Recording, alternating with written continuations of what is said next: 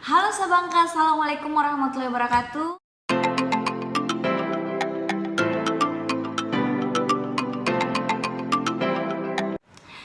Hai, jumpa lagi di channel kesayangan kita semua. Untuk teman-teman semua, stay at home, stay healthy.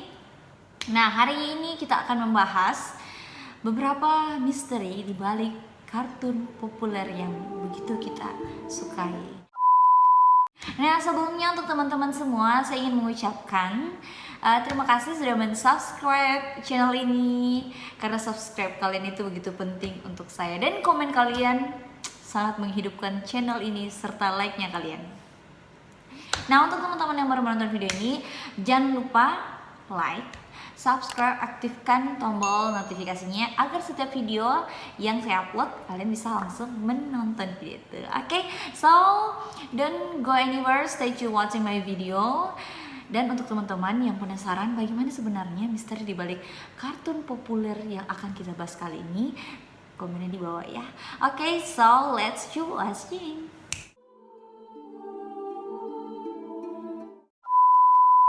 Nah, kita mulai dari kartun yang pertama. Kartun yang pertama adalah Crayon Shinchan. Kartun ini adalah kartun yang sangat populer. Tentunya teman-teman semua sudah sangat biasa mendengar nama ini karena nama ini sudah familiar untuk anak-anak 2000-an kayak aku. Oke, untuk teman-teman, jadi di balik kartun Shinchan ini ternyata ada suatu kisah tragedi yang diangkat dari kisah nyata menjadi sebuah kartun, animasi kartun. Bukan hanya sekedar imajinasi, tapi kisah nyata yang dibentuk menjadi kartun. Jadi nama Shinchan ini adalah nama yang begitu melegenda di masyarakat Jepang. Dimana si pencipta kartun ini yaitu bernama Yoshito Usui. Nah, pencipta kartun ini terinspire untuk membuat kisah nyata ini menjadi kartun karena ada seorang ibu-ibu yang menceritakan mengenai kisah hidupnya. Jadi Shinchan ini sudah tidak ada di dunia nyata tapi ada di dunia kartun. Wow. Awalnya si Shinosuke Nohara ini dan adiknya jalan-jalan di seputar rumahnya, yaitu tepatnya di depan jalan seperti itu.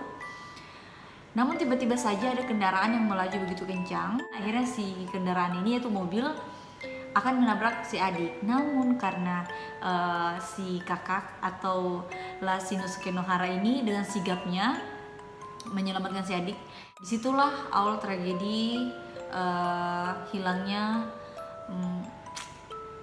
nyawa kedua kakak beradik ini akibat tabrakan dari mobil tersebut.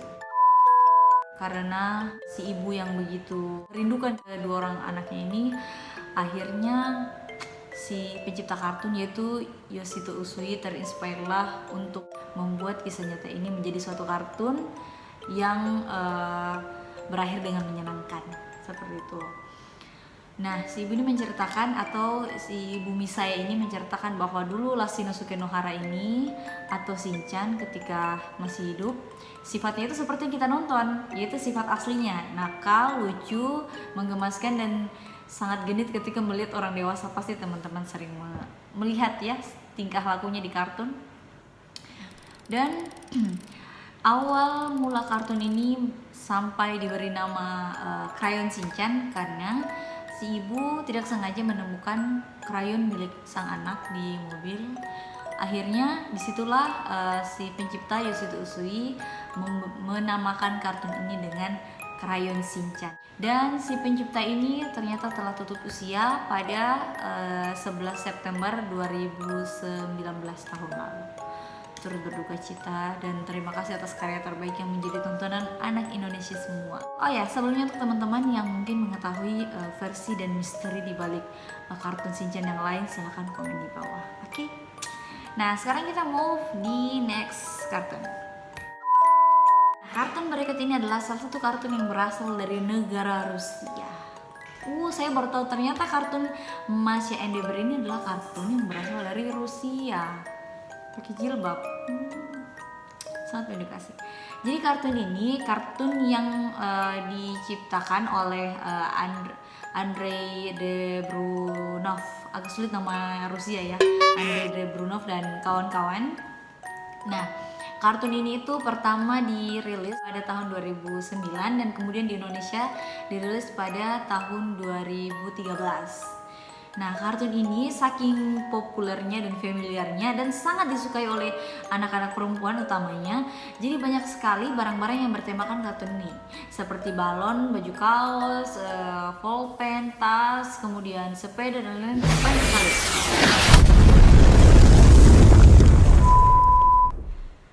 Nah, saking populernya dan karena kartun ini ketika kita menonton pasti kita melihat sifat yang lucu dan juga jenaka dan hyperaktif dari si Masha ini. Jadi kita menggemaskan sekali.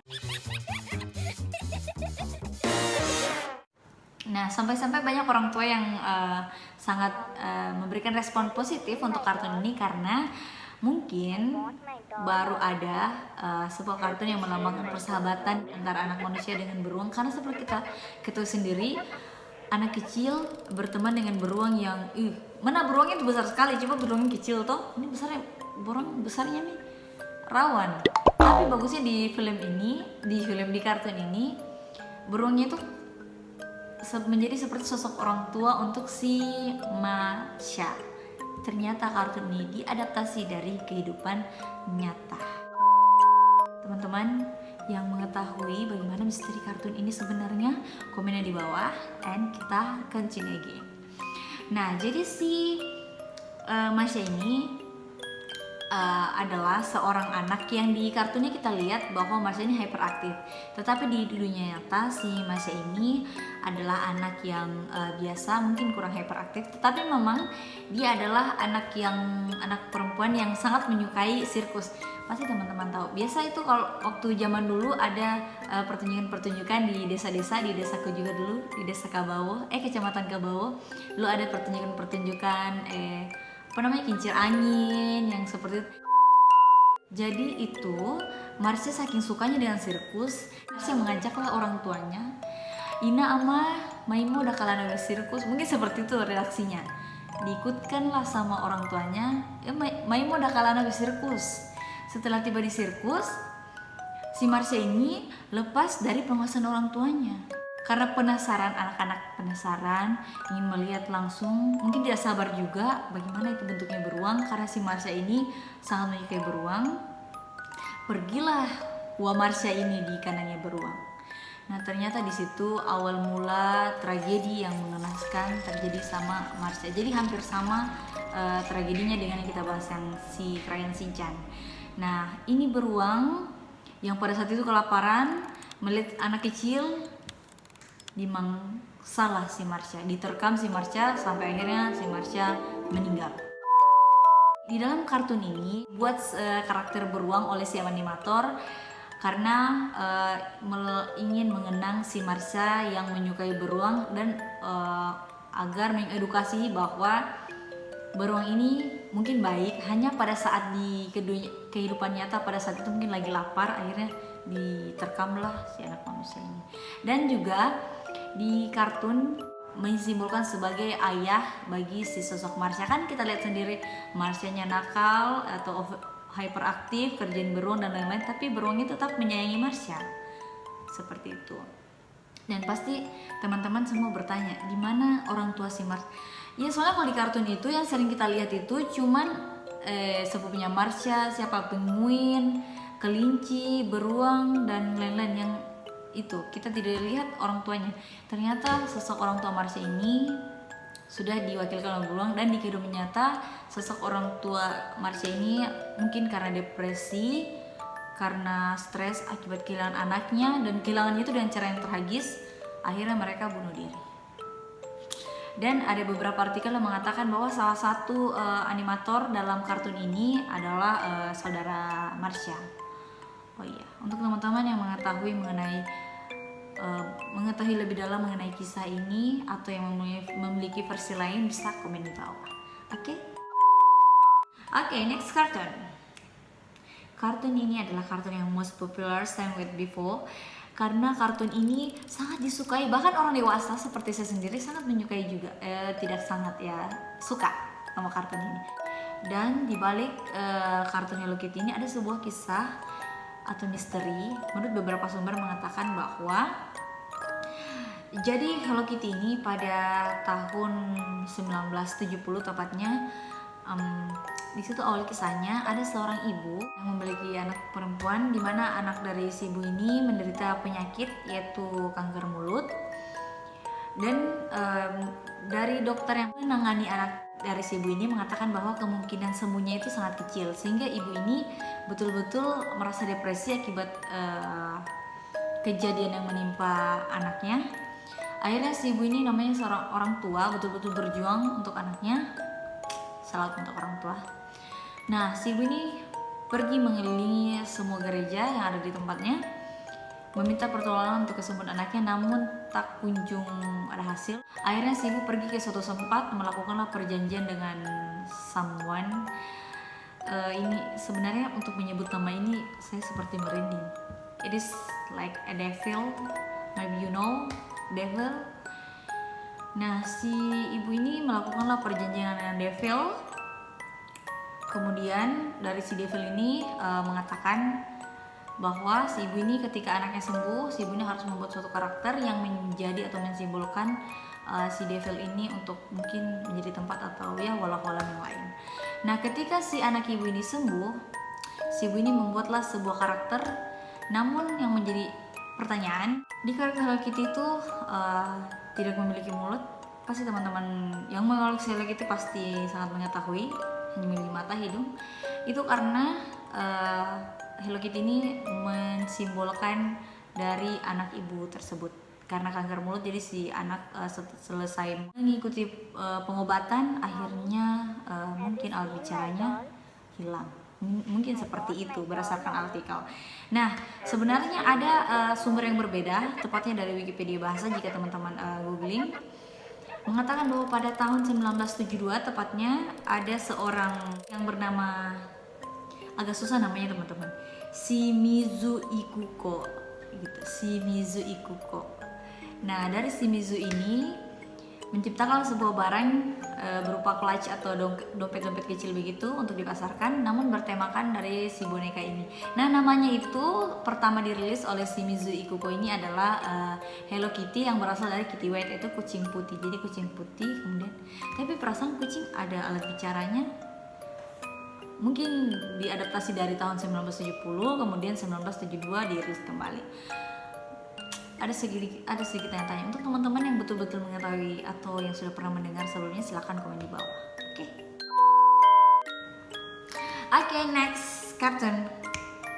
Nah, next kartun ini adalah kartun yang sering dilambangkan untuk adik kakak yang misalkan kurang akrab, sering berkelahi. Itu sering seperti saya dan adik saya itu, misalkan kita sering bertengkar atau berkelahi, sering dinamakan oleh orang tua seperti Tom dan Jerry. Karena Tom dan Jerry kan berkejar-kejaran, pukul-pukulan, saling serang. Nah, ternyata menurut beberapa sumber bahwa Tom dan Jerry ini adalah satu kartun yang diadaptasi dari Perang Dunia Kedua.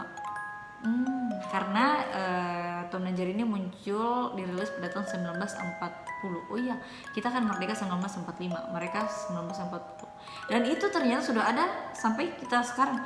Sudah sangat lama ternyata jam mengudaranya di dunia pertelevisian. Nah, si Tom dan Jerry ini awalnya itu namanya adalah kita lihat dulu catatan, yaitu Jasper dan Jean. Kenapa kemudian berubah menjadi Tom dan Jerry? Nah, awalnya berubah menjadi Tom itu menurut beberapa sumber bahwa Tom itu merupakan Tom atau Tomias merupakan semi nama dari senjata Thompson. Dan Jerry ini adalah nama dari Nazi Jerman, seperti itu. Karena ada beberapa episode pada Tom dan Jerry itu seperti melambangkan peperangan, seperti saling melempar dan lain-lain seperti ini. Menurut beberapa sumber dan beberapa artikel bahwa itu adalah suatu lambang dari peperangan. Iya juga sih sebenarnya. Nah, untuk teman-teman pasti banyak yang belum tahu. Pada cover pembukaan Tom dan Jerry itu ada singa yang mengaum. Nah, di kartun Tom dan Jerry ini ternyata sudah digunakan sebanyak 6 singa. 6 singa divideokan 6 singa untuk menjadikan opening pada saat video tersebut, pada saat opening kartun ini. Banyak sekali. Kenapa tidak digunakan saja singanya yang bermain kartun daripada capek-capek cari singa? Lumayan berbahaya, gunakan ini singa asli loh, 6 singa. Jadi kalau di total kartun ini dari 1940 mungkin sampai sekarang sudah sekitar 75 atau 80 tahunan. Sudah sangat lama dan masih ada sampai saat ini. Nah, kartun ini pasti banyak teman-teman yang bertanya, kenapa pada kartun Tom dan Jerry ini mereka sangat jarang menggunakan pakaian di setiap hari. Ya seperti lihat, tapi kalau ke pantai Pak Tom dan Jerry menggunakan baju. Mungkin karena kalau setiap hari terlalu mainstream, jadi mereka itu anti mainstream, tidak menggunakan baju. Ke pantai menggunakan baju biar lebih kekinian lah, say.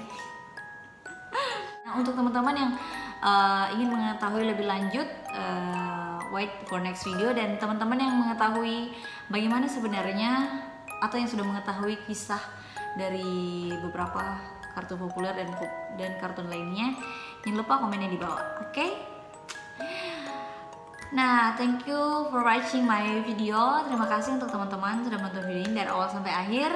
Jangan lupa like-nya dan subscribe-nya dong, biar lebih semangat untuk mengupload video-video di channel ini. Oke? And see you for my next video. Bye!